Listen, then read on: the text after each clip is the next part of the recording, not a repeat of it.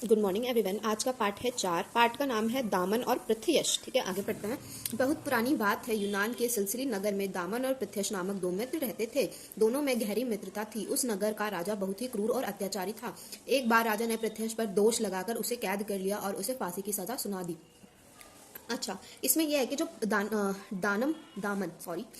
और पृथ्वीयश है वो काफी अच्छे मित्र हैं। ठीक है, वो कहाँ रहते थे? सिलसिली नगर में रहते थे, यूनान के। ठीक है, और वहां का राजा क्या था? वो बहुत ज्यादा क्रूर और अत्याचारी। क्रूर मतलब बहुत बुरा, और अत्याचारी जिसको किसी पे दया नहीं आती थी, बहुत ज्यादा अत्याचार करता था। ठीक है, आगे पढ़ते हैं।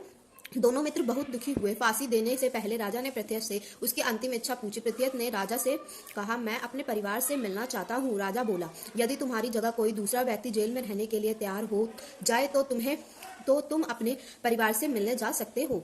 तो क्या हुआ कि जो राजा था यहाँ वहां का, यूनान का, उसने क्या किया? एक दिन पृथ्वीयश को एक सजा सुना दी। क्या सजा सुनाई थी? फांसी की सजा सुना दी थी। तो जब फांसी की सजा सुना दी, उसके बाद उस राजा ने पृथ्वीयश से पूछा कि आपकी अंतिम इच्छा क्या है? तो पृथ्वीयश ने कहा कि मुझे आखिरी बार अपने परिवार से मिलना है। तो राजा ने एक शर्त रखी कि हाँ, मैं तुम्हें तुम्हारे परिवार से मिलने दूंगा, लेकिन तुम्हारी जगह कोई और जेल में रहेगा तभी। ठीक है, आगे पढ़ते हैं। दामन उस समय वहां उपस्थित था। उसने पृथ्वीयश की जगह जेल में रहना स्वीकार कर लिया। पृथ्वीयश घोड़े पर सवार होकर अपने परिवार से मिलने चला गया। दामन को उसी जगह जेल में डाल दिया गया।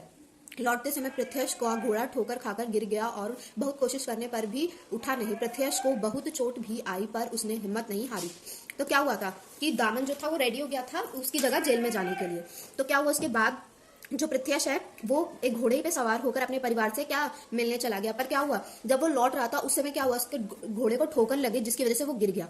और गिरने की वजह से उसे बहुत चोट आई और उसके घोड़े को भी बहुत ज्यादा चोट आई, जिसकी वजह से वो जल्दी पहुंच नहीं पाया।